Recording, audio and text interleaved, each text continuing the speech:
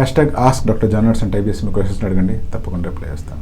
Venkatesh S sir, can smoking effect the hair growth?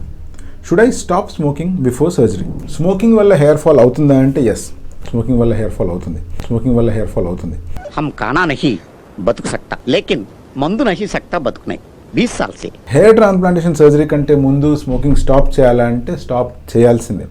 ఎందుకంటే smoking చేసినప్పుడు రక్తనాళాలు అనేటువంటివి కుచించుకుపోతాయి, అంటే ష్రింక్ అయిపోతాయి. అలా ష్రింక్ కావడం వల్ల బ్లడ్ ప్రెషర్ పెరిగే అవకాశం ఉంది, అంతేకాకుండా బ్లడ్ సప్లై కూడా తగ్గే అవకాశం ఉంది. ఇది ఒక్కటే కాకుండా చాలా ఫ్యాక్టర్స్లో స్మోకింగ్ అనేటువంటిది హెయిర్ని బ్యాడ్గా ఎఫెక్ట్ చేస్తుంది.